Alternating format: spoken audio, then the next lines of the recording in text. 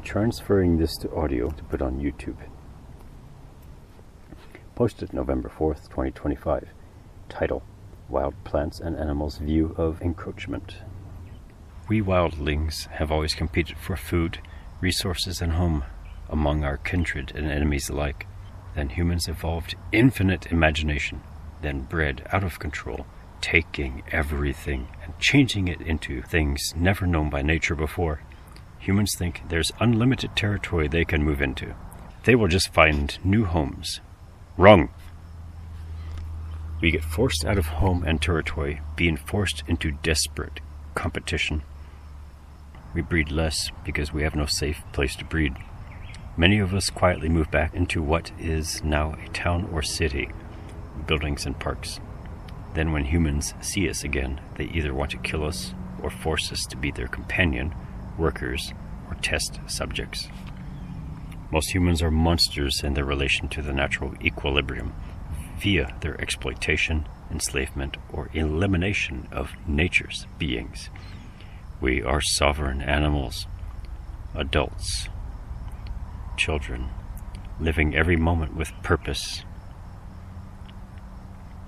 Gaia must have been going mad to produce such a species. Written 2024. Original metaphors of dark and light. Light is for benevolence, and dark is for malevolence. But that was the most convenient concept of non-practicing and non-seeking of the philosophical, spiritual, and magical. Most whom study truth and practice for this accuracy see this. In the night's darkness revealed millions of stars as one stumbles over the unseen stump or stone. In the daytime's light, our environment is revealed until we blind ourselves by studying the source of light as one stumbles over the unseen stump or stone. Oh, the harmonic irony. I advise that we identify light and dark as elements of nature while using the accurate terms of malevolent and benevolent for what results from nature overall and what does not. As for animals and people that benefit self and some and impede others, what is benevolent for the wolf is malevolent for the sheep. And then there's the karmic cause to effect twist. Chopping down the forest or mowing the grass reduces the rabbits which feed the wolf, the hungry wolf, who is now watching you. So the biggest view of malevolence and benevolence is how the circle of life, ecosystems, and Gaia are affected by anything. Let us hone our language and avoid slang, metaphors, and crossed meanings with any important communication. Literal dark is the creative cosmic force, and the literal light is singularity. Pure being, that is the essence of all things that gives them substance. The interplay of those two make the omniverse itself, and eventually the evolved omnipresence. Written January 17th, 2012. Title: Dharmic, D-H-A-R-M-I-C, Dharmic Communications. Not any combination of sounds makes music. Not any combination of words makes a poem. Not any behavior makes symbiotic relationships. Not any arrangement of atoms makes a living cell. Their dynamic symbiosis makes entities greater than themselves. Then they start a new journey with collective purpose, leading them into higher consciousness, higher being. Cosmic Harmonies. It should be amazing to you that each one of us exists because the organic material we are made of in greater part is harmonious. And in turn, that organic material could not be if atomic compounds were not in harmony. And in turn, that organic material could not be if atomic compounds were not in harmony. And even atoms would not exist if the particles and forces they are made of were not in harmony. And it goes yet deeper. There are 7 levels in all for our world. Imagine how grand our world would be if all people, animals, and plants found a greater harmony through neutrality symbionts, altruism. Let's test the boundaries.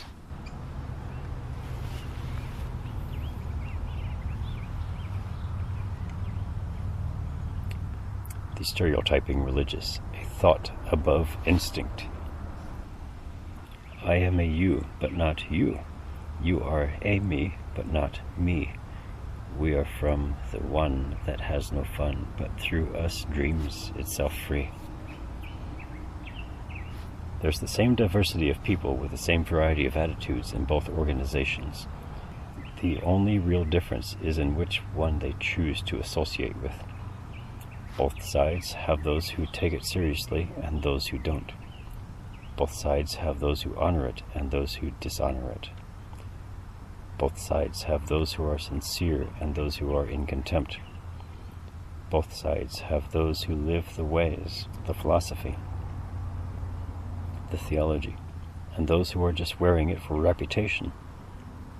Wild instinct is the catalyst, the bane of enlightenment and humanity.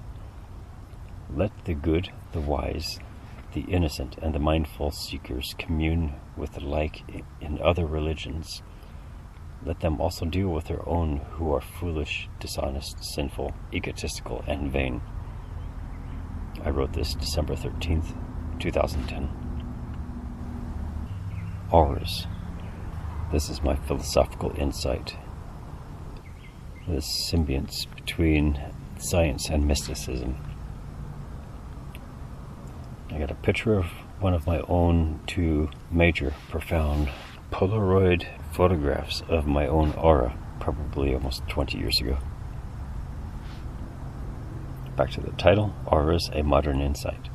When I say modern, I mean a cross-reference of science, logic, and metaphysics. There's a lot of talk to be found about auras, but rare is there any logical explanation about them. That is my specialty. With an aptitude for logic, theoretical physics, and thorough thinking, I had it figured out in the 1990s. On June 16th this year, Scientific American posted an article supporting the presence of the human aura. Neuroscientists use technology to detect the emanation of what they call biophotons radiating from the brain. Actually, it radiates from the entire body. I got that from the Handbook of Chemistry and Physics, that every chemical process gives off stray photons. To continue, neuroscientists use technology to detect the emanation of what they call biophotons radiating from the brain, which is their focus of research. Of course, tunnel vision, that's an indirect generalization. I learned from the Handbook of Physics and Chemistry in personal research decades ago that any chemical process, organic or not, releases free energy from the electrons around atoms as photons. As a side fact, electrons also can reabsorb them. So every living creature emits an aura of photons. They vibrate with frequencies relative to the atoms and compounds that they come from, hence the colors recorded by aura photography and seen by clairvoyance. I'll also add that beings with a nervous system have an additional biomagnetic aura, which is detectable by Kirlian photography, Kirlian. This is produced by the nervous system via a physics law of the pairing of electricity and magnetism perpendicular to each other. Where there is one, the other is present. The light aura radiates outward, and the biomagnetic aura cocoons the body, and they are full of information about what beings they belong to. It's what skilled psychics read and what healers use by biomagnetic process to improve other people's health. I could also truthfully say that auras are channels for prayer, influential psychism, and magic, spelled M-A-G-I-C-K, which is not a typo, as it's not the illusionary magic, but real metaphysical magic. So, eat well, meditate, be benevolent. To do otherwise is to forsake a greater system of life. June 19th, 2025. Perceiving auras. Most people would rather keep their limited sense of reality. All creatures with a nervous system have a biomagnetic field. In that field, through and around the body, are frequencies produced by the brain. Sensitive people and many natural predators can pick up on it. They are sensitive to it. Clairvoyants train their minds to create a virtual image in the mind's eye, encoded in colors that resonate with the perceived biomagnetic signals. It's like different octaves and music as well as light. They translate when they resonate. Two other facets of the aura are electric and emanated photons resulting from biochemical processes. Title: God's Nature and I. Deities always have proven their nature, so I cannot be unforgiving of fate, nor can I demand blessing. I should not forget the good things and experiences that I've had. I cannot take them for granted. There's always a cost. Most are paid beforehand, some are paid afterwards. So I am instinctively living my calling. I must wake up to my potential in this cosmic novel, because it would be too empty if it were never to be written. I must compassionately yet cautiously be mindful of how this condition is the same for everyone else throughout time. I wrote this in 2025. And it nearly brings me to tears every time I go back to it. God, I gotta fight hard to keep the feelings under control. I mean, to have there's good in life, but there's horrible in life as well. And I have learned that on a cosmic level, the universe would be too empty if this did not exist. It is not true justification. It is a cosmic desperation. The nature of the omnipresent. We have no choice, we have to go through it. And it hurts me very deeply. But it should be considered that when we hurt, the omnipresent hurts, because we are facets of that being. So there's a tiny bit of justice in that. God, it is so painful.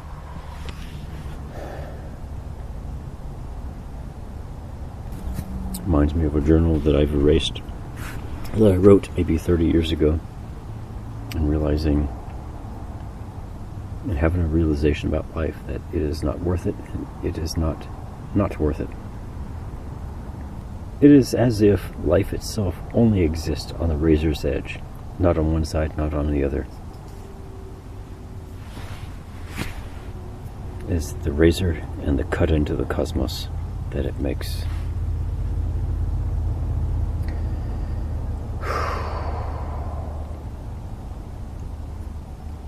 Title: Cosmic Creative Writing. I thought it was a mercy that virtual reality was God, or our God or goddess, depending on your religion and culture. It's giving us a break by allowing us to consciously experience and learn from something that we don't have to actually physically live. Now for my post. As I look at characters created in a fantasy adventure video game, I reflect not only on how I gave them purpose and for the sake of expression and experience, or even exploration, but also how I am made of cosmic elements, and I am in a poetic way created for the same reason. Hence, I am a part of an existential novel that made me smile just a little with a sense of purpose from the omniscient. Title: Divine or not divine, what is our origin? Subtitle: Epistemology of a Cosmic Creator. My causality analysis of the concept of a divine being creating the universe. A benign creator would not want to create anything lesser than itself. Number 2, an omniscient creator would not make ignorant or flawed beings. Number 3, an omnipresent creator would not allow entropy, or to be separate from its creation, or have the purpose for linear time. Number 4. A malevolent creator would create naive and innocent beings to serve its own whims, and in consequence corrupt or destroy much of it, yet provoking the evolution of consciousness in the survivors. Though I suspect, upon my reflection on karmic cycles with humans, that it would become bored with repetition, frustrated with loss, and envious of the evolution of independence, sapience, sentience, and altruistic synergy. Number 5. A neutral creator would lack the catalytic inclination to be creation-inspired. Number 6. A lawful creator would make a coherent, closed universe without the need for evolution. Everything would be whole and complete. Number 7. A chaotic-natured creator would yield creatures mastering survival, fighting, and predation, but without stability, empathy, or compromise. I see none of the above as probable after more than 30 years of thorough contemplation of my ontological research notes via a solid convergence with the known quantum matrix. Character and identity are not simplistic or whole enough to be the initial element and dynamic of existence as aspects of a cosmic creator, which is strong evidence against such a precosmic living being. The cosmic progenitor has not any embodiment, mind, or feelings. It was a state of catalytic void. It was the epitome of hunger, curiosity, and probability. Postscript. I have always wanted a peaceful, just world, occupied by humane, mindful, moralistic beings, far less violence, and fewer delusions. Subnote. Recorded in my life's work under my birth name, Shannon D. Harkin, and my revisions done under my legally changed name, Sage M. Crystalman, May 2011, edited November 2014, July 2021, May 15th, 2026. Breaking the artist and AI generative user polarity. I am an artist. I am renaming the medium and art technique the art of visual articulation, being that script is used to produce the generative art. I just want to touch base on 2 subjects to look at creativity in color rather than just black and white. Yes, many people use the generators as toys, but can get real images, but it's not everyone. First is critical to the AI art hatred that I've seen on social media. We should ask them, what if an actual human artist used an AI generator to create? What about human artists who use specialized tools to paint, carve, and assemble? That you could consider lazy or cheating. Also, photographers with high-tech cameras, chefs with their pre-prepared ingredients, and various tools. That hate and bias always comes from the short-sighted. And with my empathy, those who worked very hard for a long time, like I've done in the past, to produce great pieces of art. Second, I find promptography parallel to culinary creation, where the words and phrases are the ingredients. Experimenting is the only way to create something new, apart from being well studied in the art to begin with. I am about creating originals, and sharing images and the required technique to create them with people. I point out that they could not possibly paint, construct, carve, forge, or craft what I used AI generation to manifest. I acknowledge blogs about the history of innovation haters who thoughtlessly rejected many past innovators who actually still thrive, and that there's more to come as human culture evolves. I have a forestry and wildlife conservation degree, commune with nature as often as I can. It has been my inspiration for evolving my photography and videography editing skills. Lifelong, I have practiced many creative arts, drawing complex, abstract geometry and sci-fi landscapes, creating arts and crafts, working with wood, metal, plastic, carving and forging, costume creation for competition, digital PC art and video game play maps, sandbox maps, photography, videography, and some creative writing. Include world design in tabletop role-playing fantasy games. I was extremely elaborate in that, and at a very young age.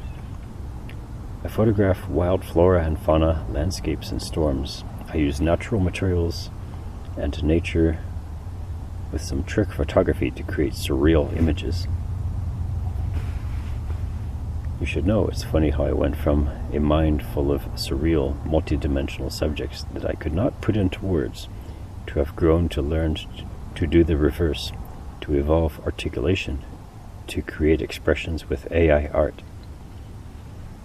In 2024, I expanded into promptography, digital art, via AI art generators, to match a collection of my own original captions of humor and philosophy and encouragement. I was thrilled.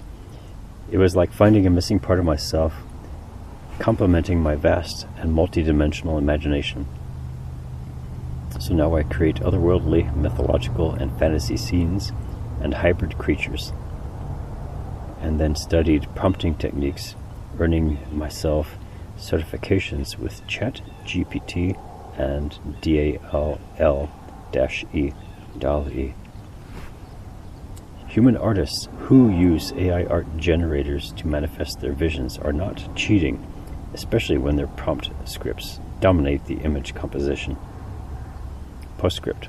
All social media platforms use a vast amount of water and electricity, not just AI data centers. Those who complain about that are hypocrites. To close, here are pictures of my unicorn head, which I made by hand with hand tools, saw, knife, sandpaper, and glue, with a piece of mountain mahogany root, a deer antler, 2 stones from a crushed silver bracelet I found on a country road, and a turkey down feather. Though I've done better work, I don't have pictures of it, but I am an artist and always have been. And there have been many artists in my family. It's genetic. So you critics, get off our asses. Learn how to look over the evidence before you make your shallow judgments. This blog being presented in impersonality to 2 women I know who expected everything for nothing, without effort, without investment, without communication. They sized up, analyzed, and made fair judgment of. I wrote this on a Friday the 13th in February this year, and they could not answer properly. They could not be authentic, personal, inquisitive, reflective, communing, nothing. Actually, I took about 3 months of just analyzing the whole personality relationship dynamics, weighing out what they said with what their actions actually were, to finally give them this criticism in a mystery, in a puzzle, in a poem. I am an old soul who won't settle for less than real love on a foundation of conscious friendship. I was calling them out. What did you expect and did not expect? Would you accept what is still imperfect? I showed my true self with respect for that you respected your wishes, but still you are blue. What was that you told me? Was that not your true self? Now we are indifferent, both on a shelf.